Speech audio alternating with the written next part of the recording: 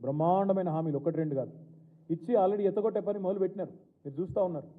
ఎన్నికల వాగ్దానాలను ఏట్లో కలపడానికి శ్వేతపత్రాల పేరిట డైవర్షన్ డ్రామాలు, ల్యాండ్ క్రూజర్లు అని చెప్పి ఒక కథలు పుట్టించి అదేదో కేసీఆర్ గారు సొంతానికి కొనుక్కొని దాచిపెట్టినట్టు ప్రభుత్వానికి, ఇక్కడ ఉండే పనిచేసే మంత్రులకి, ఇక్కడ ఉండే వారి భద్రత కోసం తెచ్చి విజయవాడలో వాటికి బుల్లెట్ ప్రూఫ్ అద్దాలు దొడికిచ్చి దానికి పంపితే అదేదో విజయవాడలో దాచిపెట్టిండు అని మాట సిల్లీగా మాట్లాడడం.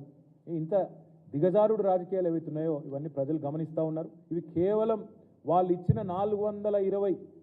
420 హామీలను ఎగేసేందుకే ఈ డైవర్షన్ డ్రామాలు ఆడుతున్నారని తెలంగాణ ప్రజలు పూర్తి స్థాయిలో ఇవాళ అభిప్రాయం కూడా వస్తూ ఉన్నారు.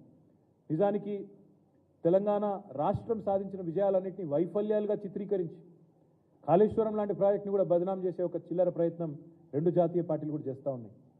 ఇవాళ కాళేశ్వరం లాంటి ప్రాజెక్టు ద్వారా సాగులోకి వచ్చిన ఆయకట్టును కానీ, తెలంగాణ రాష్ట్రంలో ఇబ్బడి ముబ్బడిగా పెరిగిన వ్యవసాయ ఉత్పత్తులను కానీ, జరిగిన వ్యవసాయ విస్తరణను కానీ ఇవేవి జరగనట్టు, ఇదేదో అభూత కల్పన అన్నట్టు, మొన్న పోయిన యాసంగిలో 3.5 కోట్ల మెట్రిక్ టన్నుల వరిధాన్యం ఉత్పత్తి అయితే అది కూడా జరగలేదన్నట్టు ఏదైతే చిత్రీకరించే ప్రయత్నం చేస్తూ ఉన్నారో ఇది కేవలం కేసీఆర్ మీద, బీఆర్ఎస్ మీద ఉన్న కోపాన్ని తెలంగాణ ఒక విఫల ప్రయోగంగా, విఫల రాష్ట్రంగా చిత్రీకరించే విధంగా మరి వాళ్ళు ఏదైతే ప్రయత్నం చేస్తూ ఉన్నారో ఇది రాష్ట్రానికి మంచిది కాదు. ఇలాంటి దివాలాకోరు రాజకీయం ఎవరికి కూడా మంచిది కాదు.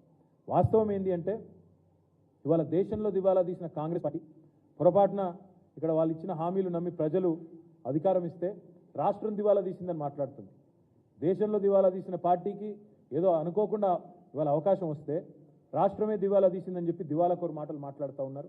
ఇది మంచిది కాదు. అందుకే తెలంగాణ ప్రజల్ని కోరేది బీఆర్ఎస్ దళం ఉంటేనే, బీఆర్ఎస్ గలం ఉంటేనే తెలంగాణ ప్రయోజనాలు ఢిల్లీలో పరిరక్షించబడతాయి. కాంగ్రెస్ వాళ్ళకి అప్పచెప్తే అక్కడ ఉండే 50-60 మంది ఎంపీల్లో వీళ్ళు కూడా ఒకరో ఇద్దరు పోయి ఆడ కూర్చుంటారు. రాహుల్ గాంధీ సిట్ అంటే సిట్టు, స్టాండ్ అంటే స్టాండ్, వీళ్ళ వల్ల అయ్యేదేమి కాదు. ఏమీ చేయడం చేతగాక ఎదుటివాడి మీద తప్పుని నెట్టి తప్పించుకుందామనే ఒక చిల్లర ఎత్తుగడ తప్ప ఇంకోటేమీ కాదు ఈ కాంగ్రెస్ చేస్తున్న ప్రయత్నాలు. అబద్ధాలు, అసత్యాలు, అర్ధసత్యాలు అన్నిటినీ పోగేసి అప్పులని, తప్పులని, ఆర్థిక స్థితి బాగలేదని, కరెంటు మీద, కాళేశ్వరం మీద పిచ్చి ప్రేలాపన వెళ్తూ ఉన్నారు. ఏవైతే వెళ్తూ ఉన్నారు ఇవన్నీ ప్రజల దృష్టికి కూడా వచ్చినాయి. ప్రజలు ఇవాళ మా కార్యకర్తలు చెప్తా ఉన్నారు, మా నాయకులు చెప్తా ఉన్నారు, సార్ చర్చ జరుగుతోంది, క్షేత్రంలో చర్చ జరుగుతోంది, 500 బోనస్ ఏమైంది అనే చర్చ ప్రారంభమైంది.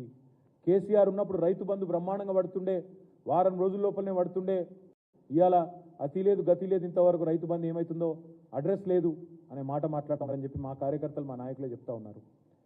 కేసీఆర్ ఉన్నప్పుడు ప్రతిరోజు విడుదల చేస్తుండే, ఎంత పడ్డది ఈరోజు రైతు బంధు, ఎన్ని వందల ఎకరాలకు పడ్డది, ఇవాళ ఎన్ని లక్షల మంది రైతులకు పోయింది రైతు బంధు అని చెప్పి వారం రోజుల్లో కంప్లీట్ చేస్తుండే.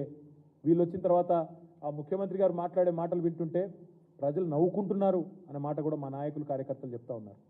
ఆయన ఎంత హాస్యాస్పదంగా మొన్న చెప్పినారో ఒక మా నాయకుడు వివరించి చెప్తా ఉండే. డిసెంబర్లో స్టార్ట్ అయ్యి మార్చి దాకా వేస్తుండే రైతు బంధు పోయిన ప్రభుత్వం అని రేవంత్ రెడ్డి చెప్తుంటే రైతులు నవ్వుకుంటున్నారు. ఎందుకంటే 12 సార్లు, ఒకసారి కాదు 2 సార్లు కాదు, 12 సార్లు వారం రోజుల్లోనే 7,000 కోట్లు జమ చేసిన నాయకుడు కేసీఆర్ గారు రైతుల ఖాతాల్లో.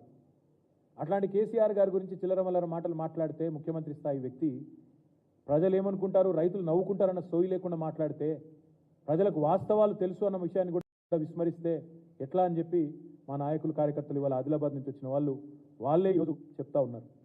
సొంత రాష్ట్ర పరపతిని తగ్గించే విధంగా, ఇవాళ పలుకుబడిని పలుచన చేసే విధంగా వితండవాదాలు, వింత వాదనలు, పనికిమాలిన అంశాలు తెర మీదకి తీసుకొచ్చి అదేదో జరిగిపోయింది, తప్పు జరిగినట్టు